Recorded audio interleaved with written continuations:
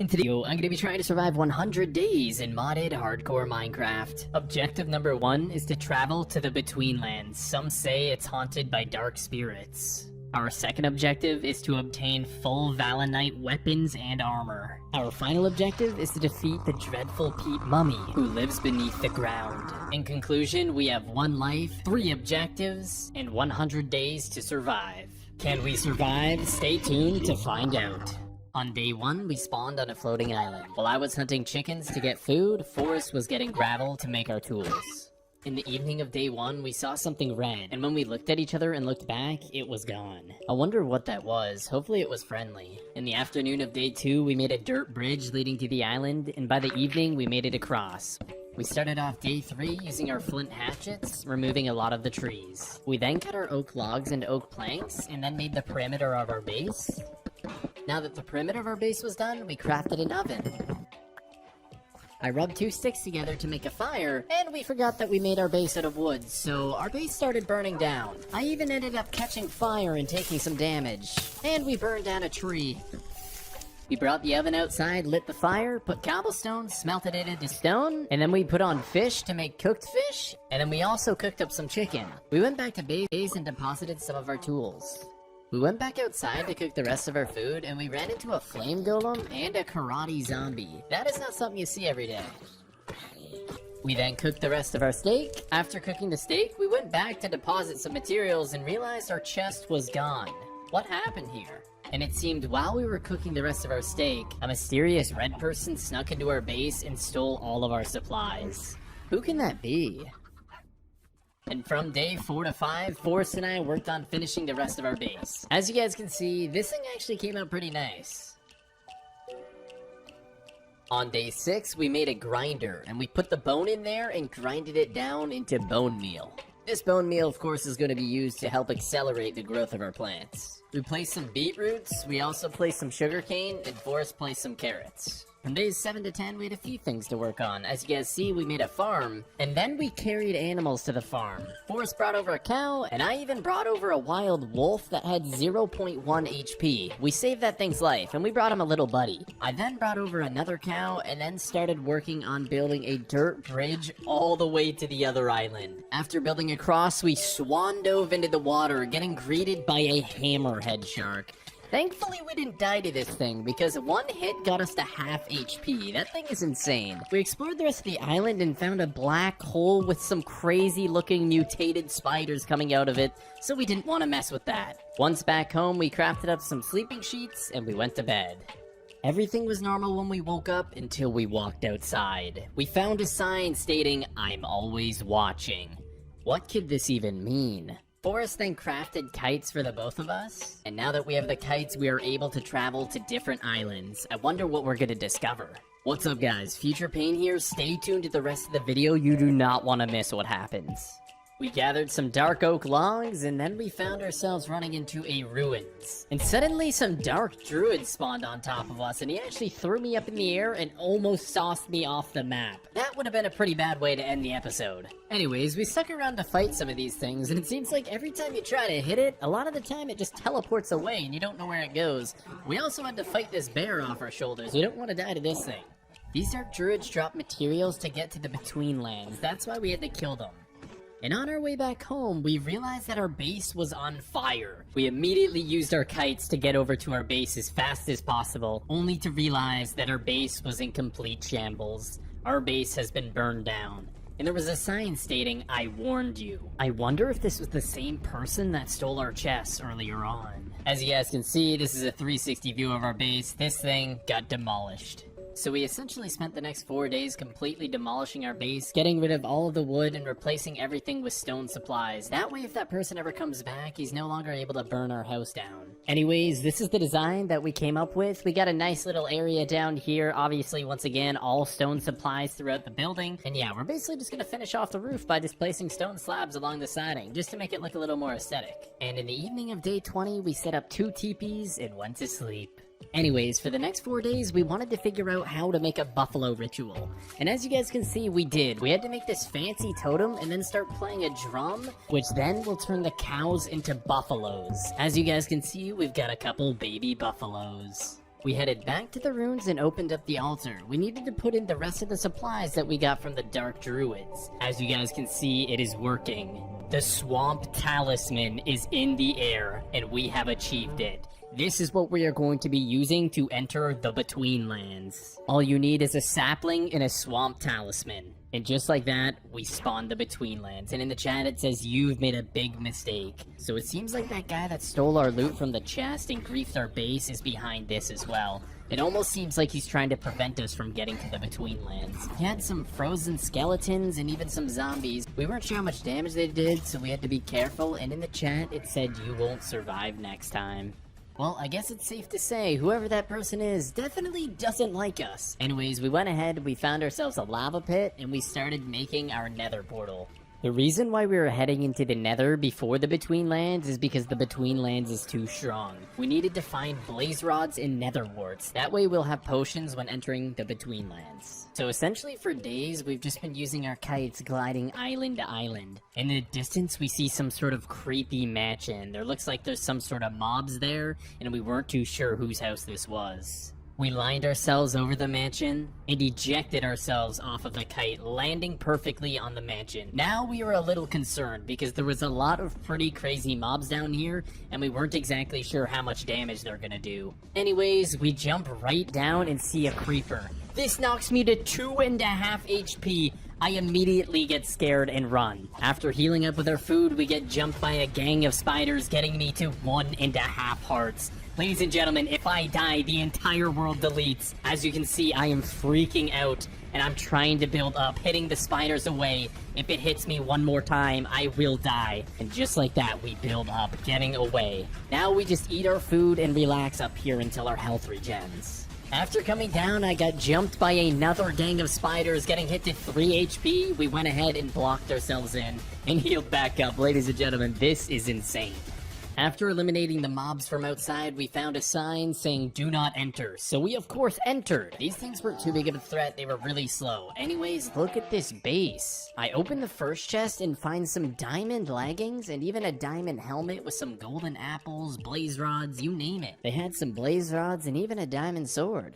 We went ahead and threw some of the diamond on real quick, just in case any more mobs came out. This base was really freaky though. It had a lot of random heads on top of fences. We looted the rest of the chest and it just seemed to be a bunch of random junk, just some glass and a few more golden apples. Anyways, I'm gonna take a wild guess and say this mansion is that one guy that griefed us. So how's it feel to get griefed back, buddy? We made it back to our nether portal just in time, as we essentially had no more food left. We arrived back home on day 34, and look at the buffaloes now. These things are like fully grown beasts. Anyways, we walked inside our base and heard a noise. It almost sounded like somebody had placed an anvil or two, and I know it wasn't forced because he was directly next to me. So we decided to search the perimeter. We started by looking at the back of the base to see if we could see anything, and we heard what sounded like someone repairing armor. I immediately called Forrest over to my location. It sounded like the noise was coming from underneath our base, so we dug down. We ended up finding a secret layer beneath our base, and there's the anvils that we heard. There seemed to be some gravestones with heads above them, with signs stating kill Forrest and kill Painful. Somebody was out to get us. The first thing we did is we let the animals out of the cages, and then we found our chest that was stolen earlier on. It seems like we found this creepy person's lair, and he could be in the basement. As we walked down, we saw a sign saying trap animals, and as we turned, we noticed there was a jail cell full of animals with another sign saying do not feed. Whoever this person is, he needs to be stopped. Not only is he stealing our loot, burning our houses down, but he also has a vendetta against animals. We spent the entirety of day 35 hiding inside of his lair in hopes that he makes a return, but he never came. From day 36 to 38, we mined the rest of our diamond. We also made some potions such as strength and speed, and a little bit of instant health as well. Next up, we enchanted our sword with sharpness 2, and then we enchanted the rest of our armor. After making our potions on day 39, we headed into the Between Lands. We ate our golden apple before going in, just in case any mobs were there, and we went in. As you guys can see, this is a very dark and scary place. Hopefully nothing bad happens. Upon arriving in the Betweenlands, all of our potions turned into tainted potions. Not knowing what they do, I tried to drink one, but apparently it's literally just like drinking poisons. So our potions are pretty much absolutely useless in the Betweenlands. After returning back to base, grabbing some golden apples and some tools, we went to work. We were gonna start making our shelter in the Betweenlands. We thought it would be cool to make some sort of tree house, so that's exactly what we did. We started digging and mining inside of the trees, and as you guys can see, it turned out pretty nice. We even made a tunnel that connects us to another tree, and we had a little chest room in here, and we even had a little basement. As you guys can see, it looks pretty sweet from the outside.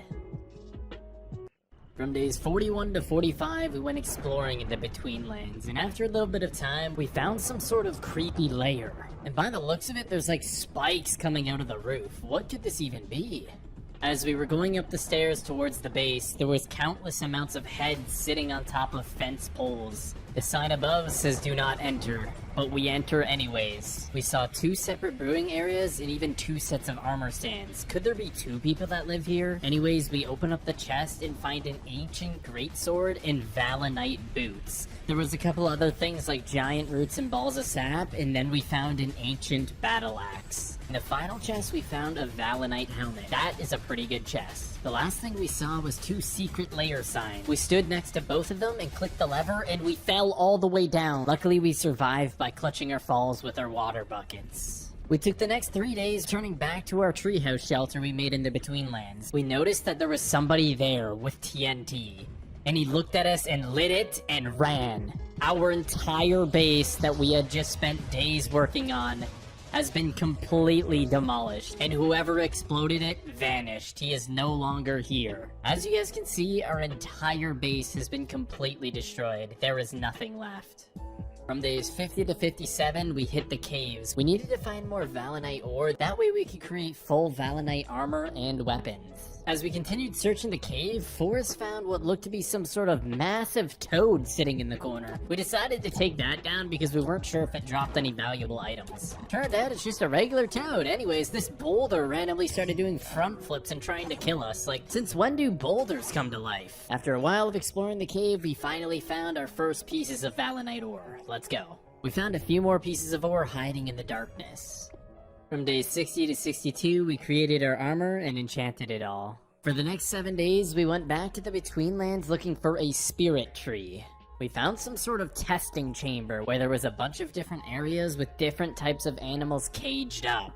There's cows and sheep caged up in there. There's another testing chamber here, and it looks like they're numbered. This is testing chamber 8197. How many testing chambers of animals does he have? We also found the entire trunk of a tree to be mined out completely, and it seemed to be another testing chamber. All of these mire snails come right out. Not too far away from the testing chambers, we found the spirit tree. This tree has faces on every single log around it, and it also spits at you. It launches spikes out of the ground at you.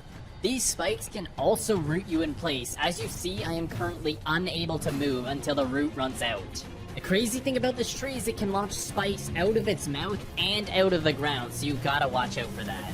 And after going back and forth with this tree for a little while, we finally have defeated the spirit tree. As you guys can see, we received a spirit tree sapling, which means we can plant that wherever we want. As you guys can see, we finally placed the spirit tree. Forrest is gonna use the bone meal to grow the tree. And there you go, a tamed spirit tree. In 7 days after traveling through the Betweenlands, we had finally found the primordial malevolence. I know you guys probably don't know what that is, but you're about to find out.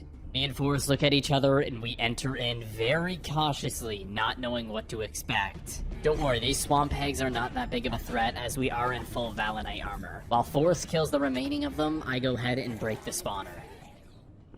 As you guys can see, there's an energy shield, and the sign says only the sword keeper may pass this point. We weren't really too sure what would happen if we tried to run through, so Forrest went ahead and tried. As soon as he ran in the shield, he got launched off the entire map. And I tried to do it as well, but we got sent flying. To get the special sword, you have to mine all 4 of the corners, and then the sword will drop. Since Forrest had the really good pick, we let him mine it, because he took quite a long time to break with a regular diamond pick. And as you guys can see, the final one is going in, and a sword drops. It is time, ladies and gentlemen. We crush through the energy and an eyeball appears. Forrest stares at the eyeball and disappears. I was not gonna let Forrest go down alone, so I stared at it and I got launched all the way to the rooftop along with Forrest. The only way to kill this boss is to catch one of the green energy orbs. As you can see, by throwing the energy orb at it, it stuns it, bringing it down, and it creates a hole inside of the barrier, allowing you to hit it. While I'm jumping up, hitting him through the barrier, Forrest throws another orb at him, immobilizing him, allowing us to do a ton of damage. And as you guys can see, an energy orb comes at me, and I throw it at the Primordial Malevolence, and we were able to take him down. We retrieved the Ring of Recruitment, which grants the power to recruit and control entities at the cost of XP. What the heck does that even mean? And after a 3-day return to our base, we went outside to feed some of our animals. All of a sudden it said in the chat, "Feel my wrath," and started raining lightning strikes from above. The lightning turned a lot of our pigs into pigmen. We actually had to get our shockwave sword and eliminate some of these pigmen. And after 3 days of traveling through the Betweenlands, we had finally found a tar beast. He was hiding underneath the soul sand. As we were eating our gapple, it hit us directly into a black river. And it does a lot of damage, so what we did is we held our shield up, blocking as many hits as we can until Forrest gets here and kills it from behind. As you can see, it's pulling me underground, and I can't even see anything. It hits me once and does half of my health, but Forrest is able to take it down. From days 91 to 93, we were looking for this exact biome. This is where we can spawn in the dreadful peat mummy. And while we were fighting this wight, we realized that there's some sort of mansion in the back. And as you can see, as we get closer, this thing is massive. This has got to be the creepy guy's main base. There's even a force field leading upstairs. How can we get through that?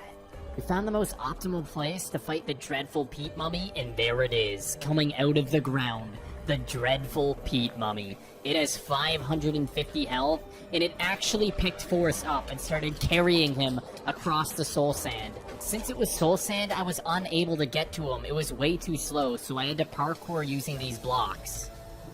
The dreadful peat mummy kept carrying him away from me, and I had to fight off his pets as well. As you can see, it's pretty hard to catch up to Forrest when this dreadful peat mummy just keeps carrying him away from me.